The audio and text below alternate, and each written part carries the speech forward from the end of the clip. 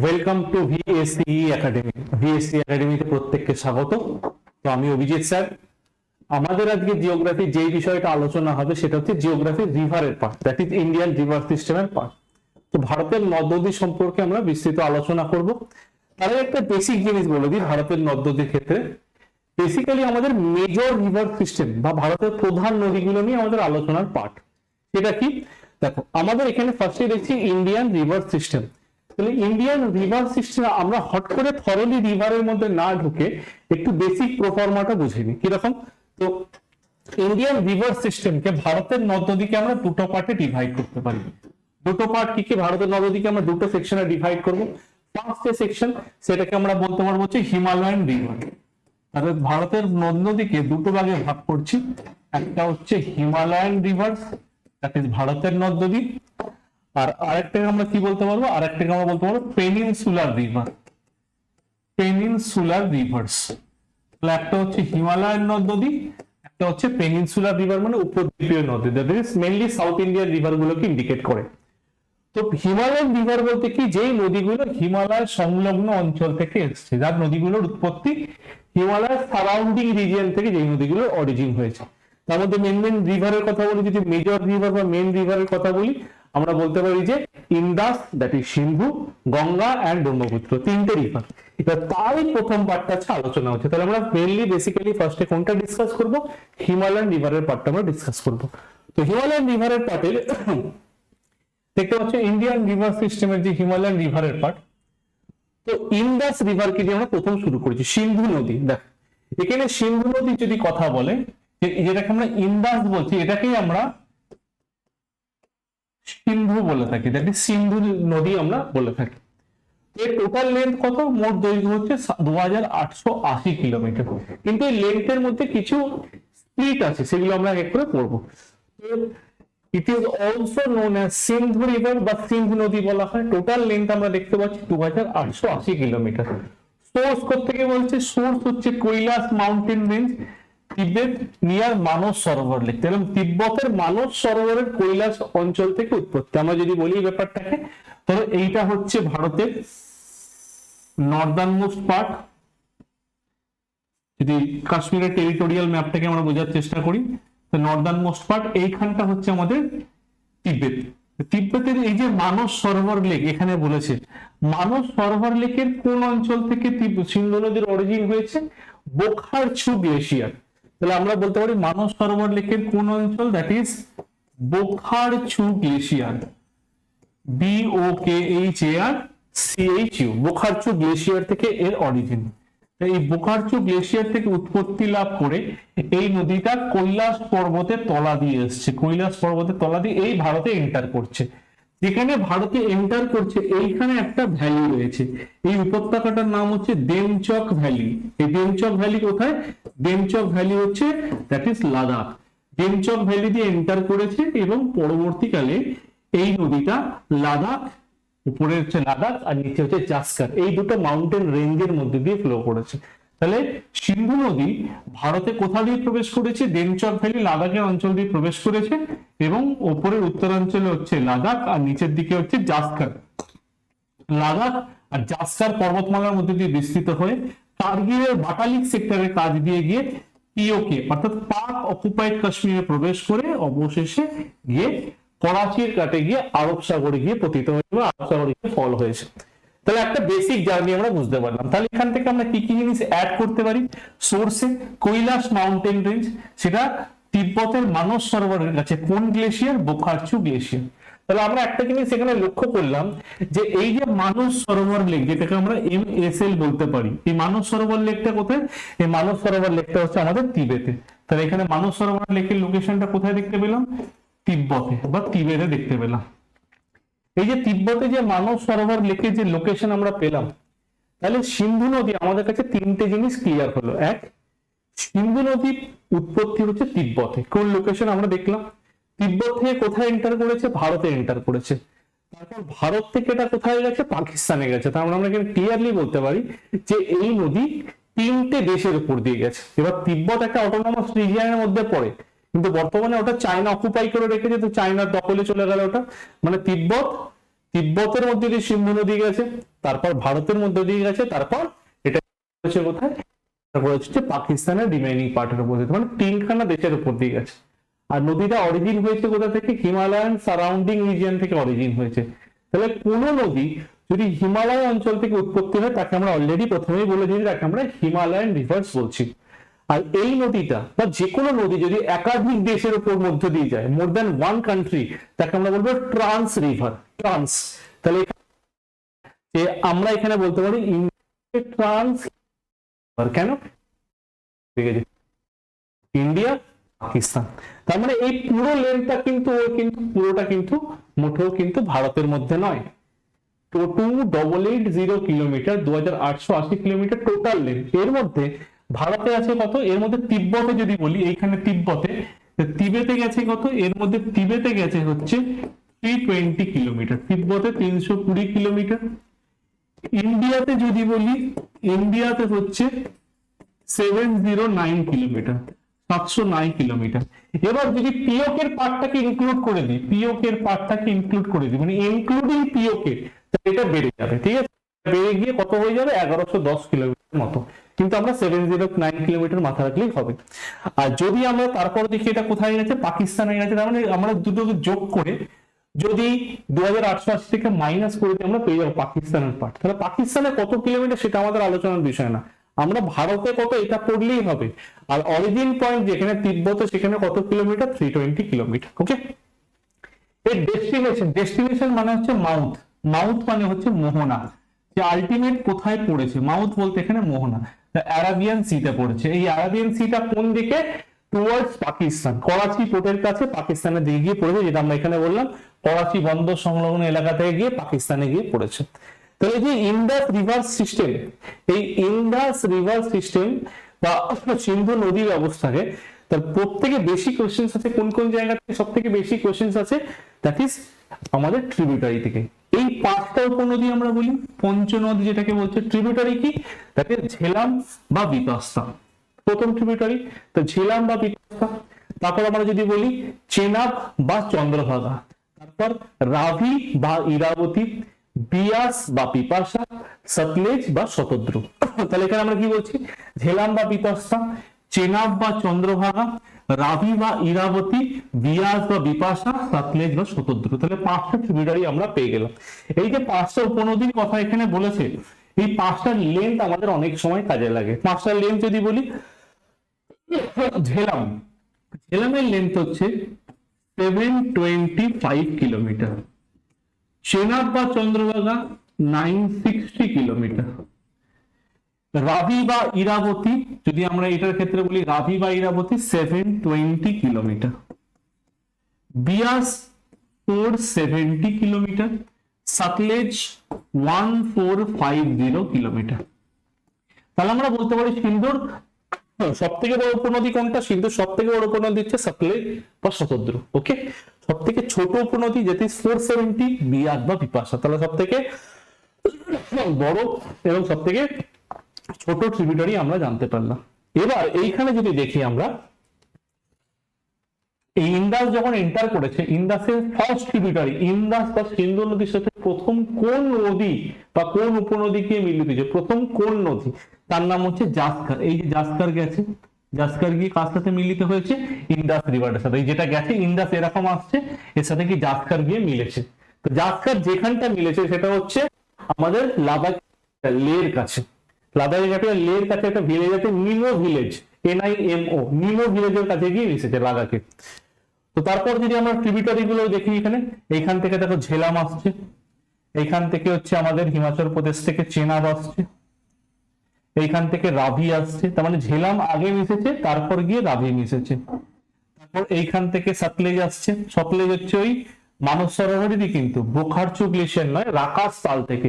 বোখারচু বলে আমরা যদি বলি মানস সরোবরের বোখারচু গ্লেশিয়ার থেকে সিন্ধুর উৎপত্তি, আর নিচের দিকে রয়েছে রাকাস তাল, RAKAS, রাকাস তাল মানে রাক্ষসের হ্রদ, রাখাস তাল থেকে অরিজিন হয়ে এসেছে হচ্ছে সতলেজ, শতদ্রু।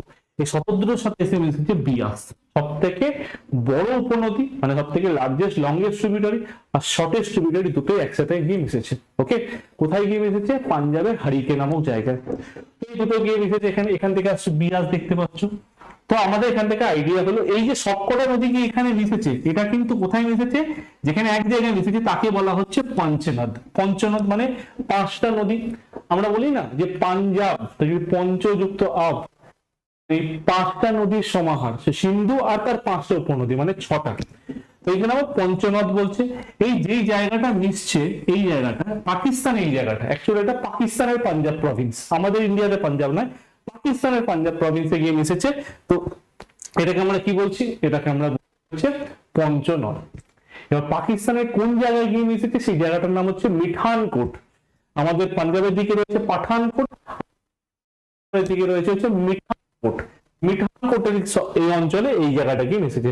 তারপর ইন্দাস রিভার ফ্লো করে করাচি পোর্টের কাছে গিয়ে আরাবিয়ান সিতে গিয়ে পড়েছে। তাহলে আমাদের এখান থেকে বেসিক আইডিয়াটা একটা মেন ট্রিবিউটারি গুলো আমাদের ক্লিয়ার হলো। আর এটাও অনেক সময় কোশ্চেন দেয় যে Indus river flows between which two mountain ranges, দুটো কোন পর্বতমালার মধ্যে দিয়ে বিস্তৃত হয়েছে? আমরা বলবো লাদাখ আর জাস্কার। এই যে উপরে একটা এল দেখতে পাচ্ছ লাদাখ, আর নিচেরটা জেড। লাদাখ আর জাস্কারের মধ্যে দিয়ে সিন্ধু নদী ভারতে দিয়ে প্রবেশ করে তারপরও কার্গিলের বাটালিক ভ্যালি হয়ে পাকিস্তানের দ্যাট ইজ পিওকে রিজিয়নে এন্টার করেছে। পিওকে রিজিয়নে কোন জায়গাটা? এই পিওকে যখনই লাল দাগটা ক্রস করে, এই যে কালো দাগটা ক্রস করে যখনই ঢুকেছে পিওকেতে, এই রিজিয়নটাকে বলা হয় স্কারদু রিজিয়ন। স্কারদু, পিওকেতে এই রিজিয়নটাকে বলা হচ্ছে কি? স্কারদু রিজিয়ন। তো স্কারদু রিজিয়ন দিয়ে গিয়ে ও আস্তে আস্তে এখান থেকে প্রবেশ করেছে। আর এখানেই রয়েছে আমাদের কি? এখানেই হয়েছে আমাদের নাঙ্গা পর্বত। এইখানে নাঙ্গা পর্বত রয়েছে, আমরা দেখতে পাচ্ছি নাঙ্গা পর্বত। এই আমি এনপি লিখে দিলাম। নাঙ্গা পর্বত যার হাইট হচ্ছে 8126 মিটার। এই নাঙ্গা পর্বতের এখান থেকে বাদাতে দক্ষিণ ঢাল বরাবর নিচের দিকে চলে গেছে, যেটা আমরা এখানে দেখতে পেলাম। এইবার আমরা দেখলাম কি এখানকার বেশিরভাগ নদীগুলো যে এই অঞ্চল থেকে, মানে ভারতের অঞ্চল বিভিন্ন মানে হিলি রিজিয়ন বা কিছু নদী তিব্বত থেকে, যেমন সিন্ধু, শতদ্রু, এগুলো তিব্বত থেকে এসে এটা কোথায় এন্টার করেছে? Enters into Pakistan. ইন্ডিয়া হয়ে পাকিস্তানে এন্টার করেছে। তাহলে পাকিস্তানের যেগুলো ফ্রেশ ওয়াটার বা রিভারের নদী, মানে রিভার বা যেগুলো প্রধান জলের সোর্স গুলো, যেখান থেকে এগ্রিকালচারাল ল্যান্ডের বিভিন্ন বা ড্রিঙ্কিং ওয়াটার যেগুলো সোর্স জেনারেট করছে, সেই জায়গাগুলো কিন্তু সবকটি ইন্ডিয়া থেকে যাচ্ছে। তো এই জন্যই 1960-তে একটা ট্রিটি হয়। 1960-তে 1960 সালে একটা চুক্তি হয়েছে। সেই ট্রিটিটা কি নামে পরিচিত? Indus water treaty, IWT। ঠিক আছে, ইন্দাস ওয়াটার ট্রিটি মানে সিন্ধু জলবন্টন চুক্তি। ইন্দাস ওয়াটার ট্রিটি বা সিন্ধু জলবন্টন চুক্তি নামে পরিচিত। এই যে সিন্ধু জলবন্টন চুক্তিতে কি বলা হয়েছে? যে ওপর থেকে যদি কাউন্ট করি আমরা, ওপর থেকে বলে এই হচ্ছে ইন্দাস, এই হচ্ছে চেনাব, রাবি, বিয়াস, সতলেজ, মানে ইন্দাস ছাড়া আর নিচের পাঁচটা নদী, তাহলে 5 আর 1 6টা। তো ওপরের তিনটে নদী, ওপরের তিনটে নদী বলতে কি? আর হচ্ছে এই নদী, মানে রিভারের সিকোয়েন্স হচ্ছে এখানে ইন্দাস, ঝেলাম, চেনাব, রাবি, বিয়াস, সতলেজ, এই নর্থ টু সাউথ। তো এই ওপরের তিনটা নদীর 80% জল কাকে দিয়ে দিতে হবে? পাকিস্তানকে দিয়ে দিতে হবে। এই চুক্তিটা হয়েছিল কবে? 1960 সালের 19 সেপ্টেম্বর চুক্তি হয়েছিল। এই চুক্তিটা কি বলা হয়েছিল?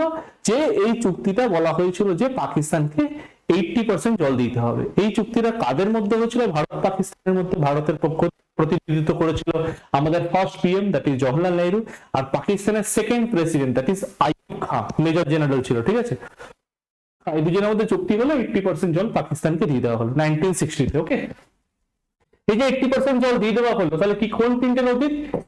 ইন্দাস, ঝেলাম আর চেনাব, সিন্ধু, বিতস্তা, চন্দ্রভাগা, এই তিনটে নদীর 80% জল কাকে দিয়ে দিতে হবে? পাকিস্তানকে দিয়ে দিতে হবে। এইটা চুক্তি হয়েছিল, পাকিস্তানকে দিয়ে দিতে হবে 1960 সালে এই চুক্তিটা হয়েছিল, এবং কার্যকরী হয়েছিল 1961 সাল থেকে, 5 বছর থেকে কার্যকরী হয়েছিল। তারপরে এত পরিমাণ পাকিস্তানে ওই সময় পর থেকে, আফটার 1961, প্রত্যেক বছর কি হচ্ছে? পাকিস্তানে ফ্লাড হচ্ছে। ওই সময় এত জল যাচ্ছে, 80% মানে কি? আমরা যদি 6টা ট্রিবিউটারি কথা বলি, তার মধ্যে সব থেকে বেশি জল কিন্তু ওপরের 3টেতেই কিন্তু ক্যারি করছে। সাতলেজও প্রচুর জল আছে, কিন্তু উপর 3টেতে জল ক্যারি করছে বেশি। তাহলে এই 3টের 80% জল চেয়েছে, আর পাকিস্তানও বুঝে চেয়েছে 3টে বেশি জল যাচ্ছে। আর এইটাকে নিয়ে পাকিস্তান যে বিভিন্ন ড্যাম বা ব্যারেজেস এর মাধ্যমে সেগুলোকে বাইপাস করে দেবে বিভিন্ন জায়গায়, সেটা পাকিস্তান সেই ইনফ্রাস্ট্রাকচার তৈরি হয়নি। তো সেটা ডেভেলপ না করার জন্য পাকিস্তানের ম্যাক্সিমাম এরিয়া, ম্যাসিভ এরিয়া কি ফ্লাডেড হয় প্রত্যেক বছর, এটা ফ্লাডেড দেখা যায়। তো এটা আমাদের হচ্ছে ইন্দাস ওয়াটার ট্রিটির মধ্যে এটা আমাদের পার্ট পড়ছে, ঠিক আছে। তো এটা আমাদের ইন্দাস রিভারের পার্ট গেল। নেক্সট আমরা যাবো হচ্ছে ব্রহ্মপুত্র রিভার। দেখো, ব্রহ্মপুত্র বলতে আমরা একটাই কথা বুঝে যাচ্ছি, দ্যাট ইজ ব্রহ্মার পুত্র, তাই ব্রহ্মপুত্র বলছি। এবার ব্রহ্মপুত্রের অরিজিন দেখো, ব্রহ্মপুত্রের অরিজিন কিন্তু সেম মানস সরোবর লেক। ব্রহ্মপুত্রের অরিজিন কিন্তু মানস সরোবর লেক, অরিজিনও কিন্তু মানস সরোবর লেক। কোথা থেকে? ইয়ারলুং জাংবো। তো ব্রহ্মপুত্রের অরিজিন হচ্ছে মানস সরোবর লেক। মানস সরোবর লেকে যদি বলা হয় কোথায়, মানস সরোবর লেকের চেমায়ুংদুং গ্লেশিয়ার, তাহলে চেমায়ুংদুং হিমবাহ থেকে উৎপত্তিকার ব্রহ্মপুত্রের, যেটা মানস সরোবরের অন্তর্গত তিবেতের মধ্যে পড়ছে। তিব্বতে যেখানে উৎপত্তি হয়েছে সেখানে এটা ব্রহ্মপুত্র নামে পরিচিত নয়, কি নামে পরিচিত? সাংপো, TSANGPO, টিটা সাইডে, ওকে। তো সাংপো নামে পরিচিত। তো এটা এখান থেকে ফ্লো করে এসে আমাদের অরুণাচল প্রদেশের মধ্যে দিয়ে প্রবেশ করেছে। দেখতে পাচ্ছ অরুণাচল প্রদেশে এন্টার করেছে। অরুণাচল প্রদেশের কোন জায়গায় এন্টার করেছে? নামচা বারোয়া বলে অরুণাচল প্রদেশে একটা মাউন্টেন রেঞ্জ আছে, নামচা বারোয়ার দক্ষিণ ঢাল দিয়ে প্রবেশ করেছে। তার মানে কি, এটা যখন এন্টার করেছে it turn south West, that is দক্ষিণ পশ্চিম দিকে। কোথায় আসছে? নামচা বারোয়ার দিকে, অরুণাচল প্রদেশ। এই নামচা বারোয়া একটা মাউন্টেন রেঞ্জ, এর হাইট হচ্ছে 7782 মিটার।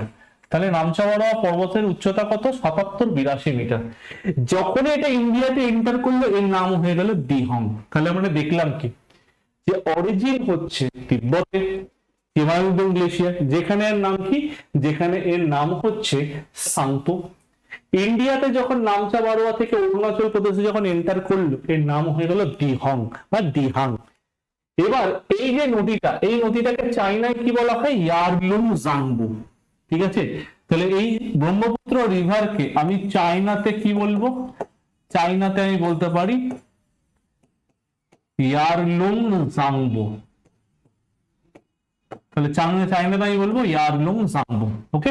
মান্দারিন ল্যাঙ্গুয়েজে, চাইনিজ ল্যাঙ্গুয়েজ অর্থাৎ মান্দারিন ল্যাঙ্গুয়েজে বলা হয়। Next, near Sadia. সাদিয়া বলতে আসাম। আসামের একটা অঞ্চল আছে, তার নাম হচ্ছে তিনসুকিয়া রিজিয়ন, তিনসুকিয়া অঞ্চল। আসামের তিনসুকিয়া অঞ্চলের কাছে সাদিয়া নামক স্থানে এই দিহাং প্রবেশ করেছে, সাদিয়ার কাছে, যেই অঞ্চলে দিবাং আর লোহিত এই দুটো নদী এসে মিলিত হয়েছে। মানে কি, এই নদীটা আসছে এরকম ভাবে, এইখান থেকে দিবাং আর লোহিত এই দুটো নদী এসছে, এবং এইখান থেকে যে নদীটা বয়ে চলেছে, সেই জায়গাটার নাম হয়েছে ব্রহ্মপুত্র। তাহলে কোন জায়গায়? আসামের সাদিয়ার কাছে। এই সাদিয়া অঞ্চলটা কোন জায়গা? মাথায় রেখো, তিনসুকিয়া অঞ্চল, তিনসুকিয়া রিজিয়ন, তিনসুকিয়া অঞ্চলের কাছে পড়ছে, ওকে। তবে এখানে কি, finally it enters into Bangladesh as Jamuna. তাহলে এটা আসাম আর অরুণাচল প্রদেশ হয়ে আসাম হয়ে, অ্যাকচুয়াল এই যে নদীটা, এই নদীর অ্যাকচুয়াল নাম কিন্তু ব্রহ্মপুত্র, এটা কিন্তু আসামে, শুধুমাত্র আসামে এই নদীটার নাম হচ্ছে ব্রহ্মপুত্র। তারপর কোথায় এন্টার করেছে? Finally it enters into Bangladesh as Jamuna. তাহলে বাংলাদেশে কি নামে প্রবেশ করেছে? যমুনা নামে প্রবেশ করেছে, ঠিক আছে। তারপর অ্যান্ড মিটস পদ্মা। তাহলে যমুনা কার সাথে গিয়ে মিলিত হয়েছে? পদ্মা, এবং ফাইনালি সেটা মেঘনা নামে গিয়ে বঙ্গোপসাগরে পড়েছে। এইবার এর উপনদীর কিছুতে যাওয়ার আগে আমরা একটু লেন্থটা দেখবো, ঠিক আছে। তো টোটাল লেন্থ কত? 2900 কিলোমিটার। তাহলে আমাদের আবার সেম জিনিস দেখলাম, যে তিব্বতে অরিজিন হয়েছে, তিব্বত অরিজিন হওয়ার পর ইন্ডিয়াতে ঢুকেছে, তারপর বাংলাদেশে ঢুকেছে। এখানেও 3টে দেশের, কিন্তু আমরা এখানে শুধুমাত্র ইন্ডিয়ার কথাটা মাথায় রাখবো। তাহলে এই 2900 কিলোমিটারের মধ্যে 916 কিলোমিটার, দ্যাট ইজ 2900 কিলোমিটারের মধ্যে 916 কিলোমিটার, 916 কিলোমিটার হচ্ছে ইন্ডিয়াতে, 916 কিলোমিটার ভারতে রয়েছে, ওকে। এটা খেয়াল রাখো। আর এখানে যে বলেছে না যমুনা, বাংলাদেশে যেটা গেছে, বাংলাদেশে এই নদীটা 205 কিলোমিটার গেছে যমুনার নাম নিয়ে, 205 কিলোমিটার, 205। তারপর কি হচ্ছে উপনদী, যে রাইট ব্যাংক ট্রিবিউটারি, ডান তীরের উপনদী কি সুবনশিরি, কামিং, মানস, আরেকটা লিখতে পারো তিস্তা। আর লেফট ব্যাংক ট্রিবিউটারি মানে নদীটা এরকম ভাবে আসছে, ডান দিক থেকে যেগুলো মিশেছে, দ্যাট ইজ ডান দিক বলতে নদীর ডান দিক বলতে ওপরের সাইড গুলোকে বোঝাচ্ছে, আর বাম দিক বলতে লোয়ার সাইড গুলোকে বোঝাচ্ছে নদীর রেসপেক্টিভ। তো বাম দিকে লেফট ব্যাংক ট্রিবিউটারিজ বলতে কি বুড়ি, দিহং, এই নদীটা একটু দিহং নামে পরিচিত বেশি, দিহং, কামিং, এছাড়াও আমরা একটা নদী বলতে পারি দিহং, কামিং ছাড়া কপিলা আর কপিলি, কপিলি, এইগুলো হয়ে গেল। তাহলে আমরা এখানে দেখলাম কি ব্রহ্মপুত্রের এই পাঠটা দেখলাম। ব্রহ্মপুত্রের ক্ষেত্রে আমরা দেখতে পাচ্ছি মাজুলি, আমরা শুনেছি প্রত্যেকে যে আসামের মাজুলি, যে মাজুলি হচ্ছে পৃথিবীর সব থেকে বড় রিভারাইন আইল্যান্ড, নদী গঠিত বদ্বীপ বা নদী গঠিত চর, তাহলে রিভারাইন আইল্যান্ড, তাহলে মাজুলি কি রিভারাইন আইল্যান্ড, যেটা ব্রহ্মপুত্র নদীর উপর গঠিত হয়েছে। এই মাজুলি 352 বর্গ কিলোমিটার এরিয়া জুড়ে রয়েছে, 352 স্কোয়ার কিলোমিটার জুড়ে, ঠিক আছে। এবং এই মাজুলি পৃথিবীর সব থেকে বড় নদীর উপর, কোন নদীর উপর গঠিত বা বদ্বীপ বলতে পারো। মানে কিরকম মাজুলির আকারটা, ধরো এইখান থেকে নদী এসছে, এইখান থেকে নদী এসছে, এইখান থেকে, এই জায়গা থেকে, তো এই জায়গাটায় যে নদীগুলো এসছে তার মাঝের যে অঞ্চলটা, তার মাঝের যে অঞ্চল ল্যান্ড মাস গুলো, এই পুরোটাই হচ্ছে মাজুলির মধ্যে পড়ছে। এই মাজুলিতে জায়গা থেকে অন্য জায়গায় যেতে গেলে বোট করে, বোট বলতে ছোট ছোট নৌকা বা ডিঙি করে যেতে হয় কিন্তু, হ্যাঁ, পুরোটা চারদিক দিয়ে জলমগ্ন এলাকা বা ওয়াটার লকড এরিয়া। তো এইটা আমাদের ব্রহ্মপুত্রের বেসিক পার্ট গেল। এবার ব্রহ্মপুত্রের উপরে দুটো বিখ্যাত ব্রিজ আছে, একটা হচ্ছে বগিবিল ব্রিজ, বগিবিল ব্রিজ, এই বগিবিল ব্রিজ যেটা, এটা রেল কাম রোড ব্রিজ, মানে রেল দোতলা ব্রিজ আর কি, রেলও চলবে রোডও চলবে, ঠিক আছে। উপর দিয়ে হচ্ছে রোডওয়েজ, গাড়িগুলো চলবে, আর নিচে দিয়ে হচ্ছে রেলওয়ে চলবে, দোতলা ব্রিজ এখানে, ঠিক আছে। কেন করা হয়েছে, যে আসাম থেকে মোবিলাইজেশন, দ্যাট ইজ আর্মিকে ফার্স্ট অরুণাচল প্রদেশের মহল লাইনে ফার্স্ট মোবিলাইজ করার জন্য, ফাদারি ট্রুপস গুলোকে পাঠানোর জন্য এইরকম তৈরি করা হয়েছে, ডেভেলপমেন্টের জন্য। আরেকটা রয়েছে ব্রিজ আছে, সেটা ঢোলা আর সাদিয়াকে কানেক্ট করেছে, আসামের ঢোলা আর সাদিয়াকে কানেক্ট করেছে। ঢোলা সাদিয়াকে যেটা কানেক্ট করেছে, এই ব্রিজটাকে বলা হয় ঢোলা সাদিয়া ব্রিজ, ঢোলা সাদিয়া ব্রিজ। এই ঢোলা সাদিয়া ব্রিজ যেটা আমরা দেখতে পাচ্ছি, এটাকে আমরা ভূপেন হাজারিকা সেতুও বলতে পারি, আসামের একজন বিখ্যাত সিঙ্গার ভূপেন হাজারিকা, তার নামই হয়েছে। তাহলে এটাকে আমরা ঢোলা সাদিয়া ব্রিজ ছাড়া আমরা বলে দিতে পারি ভূপেন হাজারিকা সেতু, ভূপেন হাজারিকা সেতু, ভূপেন হাজারিকা সেতু, ঠিক আছে, এটা আমরা বলতে পারি। তাহলে এই দুটো ব্রিজ। আচ্ছা, আমরা ইন্দাসের ক্ষেত্রে দু তিনটে গুরুত্বপূর্ণ ব্রিজ বা ড্যামের কথা একটু দেখে নিই। ব্রহ্মপুত্রের পার্ট তো হলো। ইন্দাসের ক্ষেত্রে যদি বলি আমরা, যে আমরা যদি বলি পং ড্যাম, ইন্দাসের ক্ষেত্রে পং ড্যাম, পরীক্ষা যেগুলো কোশ্চেন দেয় র্যান্ডম, পং ড্যাম হচ্ছে কোন নদীর উপর, বিয়াস নদীর উপর, ঠিক আছে। পং ড্যাম হচ্ছে কোন নদীর উপর, বিয়াস নদীর উপর। তারপর আরেকটা হচ্ছে সালাল প্রজেক্ট, SALAL, পরীক্ষা এটা খুব দেয়, যে সালাল প্রজেক্ট কোন নদীর উপর রয়েছে, সালাল প্রজেক্ট, সালাল প্রজেক্ট মাথায় রেখো চেনাব নদীর উপর, চন্দ্রভাগা, যার লেন্থ আমরা লিখেছি 960 কিলোমিটার, চেনাব নদীর উপর। আরেকটা দেখা যাচ্ছে আমাদের এই সাতলেজ নদীর উপর, যেটা পরীক্ষায় খুব দেয়, যে ভাকরা নাঙ্গাল ড্যাম, যে কোন নদীর উপর, সাতলেজ, সাতলেজ নদীর উপর ভাকরা নাঙ্গাল ড্যাম, এটা পরীক্ষায় খুব দেয়। এই ভাকরা নাঙ্গাল ড্যামের হাইট হচ্ছে 260.5 মিটার। এই ভাকরা নাঙ্গাল ড্যামের হচ্ছে 260.5 মিটার, দেখতে পেলে 260 মিটার। আর এই ড্যামের নাম কি, নাঙ্গাল, ভাকরা নাঙ্গাল 260.5 মিটার। এটা কোথায় লোকেটেড, এটা এইচপি বলতে আমরা বলতে পারি হিমাচল প্রদেশ। তাহলে ভাকরা নাঙ্গাল ড্যাম, ভাকরাটা অ্যাকচুয়াল হিমাচল প্রদেশের পার্টে পড়ছে, নাঙ্গাল কিছুটা অংশ পাঞ্জাবের পার্টে পড়ছে, মানে হিমাচল প্রদেশ পাঞ্জাবের বর্ডারে অবস্থিত ভাকরা নাঙ্গাল। জুরিসডিকশন বা টেরিটোরিয়াল লিমিটের দিক থেকে আমরা বলতে পারি এটা কার আন্ডারে পড়ছে, এটা হিমাচল প্রদেশের আন্ডারে পড়ছে। তার হাইট দেখলাম আমরা কত, 260.5 মিটার। ওকে, নেক্সট আমাদের ব্রহ্মপুত্র হয়ে গেল। এবার গঙ্গাতে আসবো, ঠিক আছে। আমরা এই যে পার্টটা বললাম এই মাত্র, এই পার্টটা কিন্তু খেয়াল রেখো, এই পার্টটা কিন্তু ইন্ডাসের রেসপেক্টিভ পং ড্যাম, সালাল প্রজেক্ট আর সাতলেজের উপর ভাকরা নাঙ্গাল ড্যাম। আর ব্রহ্মপুত্রের ক্ষেত্রে আমরা বগিবিল ব্রিজ আর ভূপেন হাজারিকা সেতু বলেছি। আর এই যে আমরা দেখতে পাচ্ছি যে আসাম থেকে এটা কোথায় এন্টার করেছে, বাংলাদেশে এন্টার করেছে। অনেক সময় জিজ্ঞেস করে যে আসাম থেকে কোন জায়গা দিয়ে বাংলাদেশে এন্টার করেছে। আসামের ধুবড়ি থেকে, ধুবড়ি একটা নাম জায়গা আমি লিখে দিচ্ছি, আসামের কোন অঞ্চল, আসামের ধুবড়ি, আসামের ধুবড়ি থেকে বাংলাদেশে এন্টার করেছে ব্রহ্মপুত্র রিভার, ঠিক আছে। নেক্সট আমাদের হচ্ছে গঙ্গা। তো গঙ্গার লেন্থ আমরা প্রত্যেকেই জানি যে 2525 কিলোমিটার, কোথাও কোথাও 2530 কিলোমিটার থাকে। দেখো এখানে 2530 কিলোমিটার, তোমরা 25 বলো, এটা বেশিরভাগ জায়গায় আমরা কি দেখতে পাই, বেশিরভাগ জায়গায় আমরা 2525 কিলোমিটারই দেখতে পাই। তো এইটা নিয়ে একটু মতান্তর রয়েছে, কিন্তু 2525 কিলোমিটার ধরে চলতে পারো। তো সোর্স কি বলতে, গঙ্গোত্রী গ্লেশিয়ার, গোমুখ গুহা উত্তরাখণ্ডের কুমায়ুন হিমালয়ের অন্তর্গত। এখানে উত্তরাখণ্ডের দুটো সাইড, একটা হচ্ছে গাড়োয়াল হিমালয়, একটা হচ্ছে কুমায়ুন হিমালয়। তো কুমায়ুন হিমালয়ের গোমুখ গুহার সংলগ্ন অঞ্চল থেকে গঙ্গোত্রী হিমবাহ থেকে উৎপত্তি হচ্ছে গঙ্গা। এবার এইখান থেকে যেটা উৎপত্তি হচ্ছে সেটা কিন্তু গঙ্গা নামে উৎপত্তি হচ্ছে না, সেই জায়গাটার নাম হচ্ছে কিন্তু ভাগীরথী।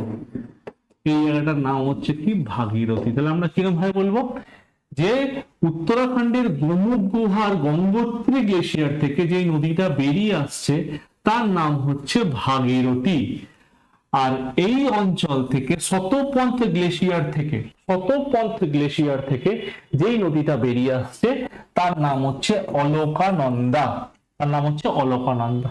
তার মানে একটা হচ্ছে আমাদের গঙ্গোত্রী থেকে বেরিয়ে আসছে, আর একটা হচ্ছে আমাদের শতপন্থ গ্লেশিয়ার থেকে বেরিয়ে আসছে। শতপন্থ গ্লেশিয়ার হচ্ছে অলকানন্দার সোর্স। এইখান থেকে যে দুটো নদী বেরিয়ে আসছে, এই দুটো নদী যেখানে এসে মিলিত হয়েছে সেই জায়গাটার নাম হচ্ছে দেবপ্রয়াগ। সেইখান থেকে দুটো নদী মিলিত হয়ে যে সিঙ্গেল নদী বেরিয়ে আসছে সেইখানে নাম হয়েছে গঙ্গা। তাহলে এই জায়গাটা খেয়াল রেখো। তাহলে ভাগীরথীর অলকানন্দার মিলিত প্রবাহ কিন্তু গঙ্গা নামে পরিচিত। এবার আমরা যদি লেন্থের দিকে যাই, ভাগীরথী বলবো আমরা লেন্থ হচ্ছে 205 কিলোমিটার, অলকানন্দা হচ্ছে 195 কিলোমিটার।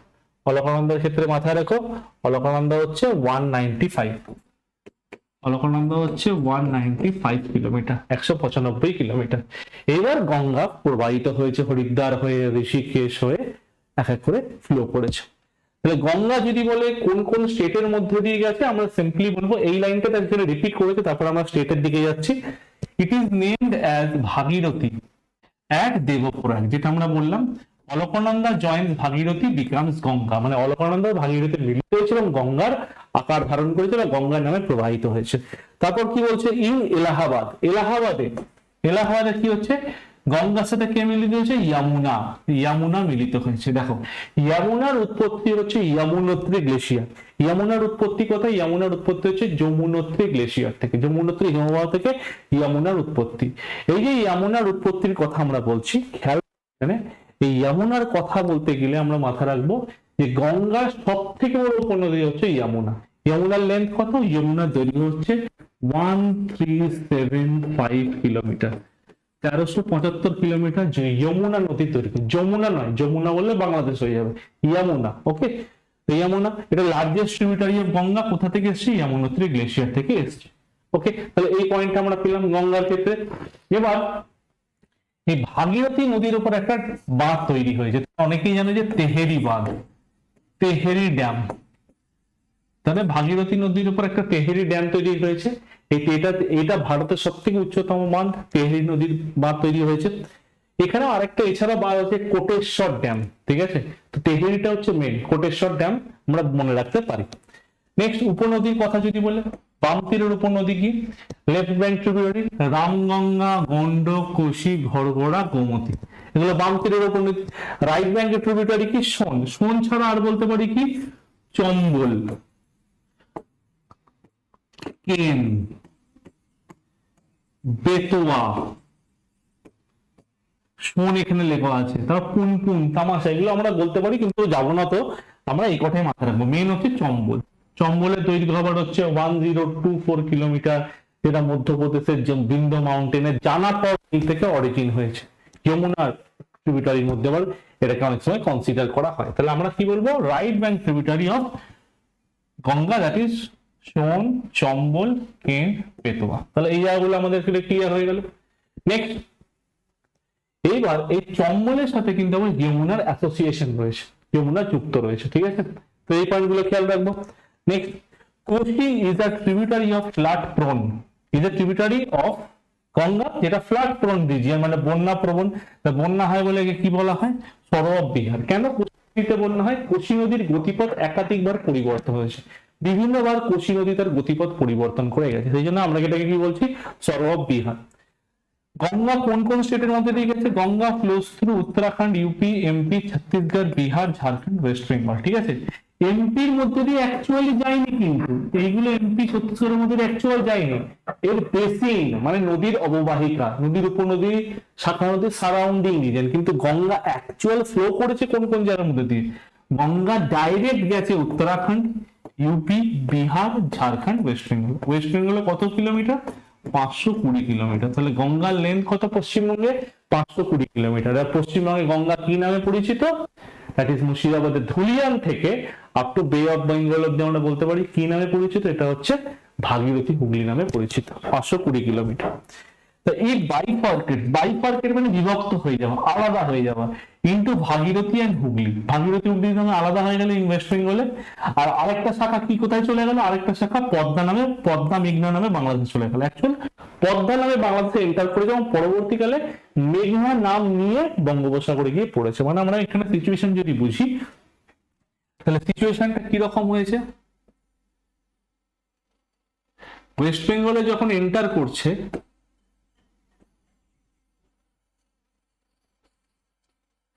ওয়েস্ট বেঙ্গলে এন্টারের ক্ষেত্রে, ওয়েস্ট বেঙ্গলে প্রবেশের ক্ষেত্রে এইখান থেকে তো গঙ্গা নদী ঢুকেছে, এই একটা শাখা বাংলাদেশে চলে গেছে।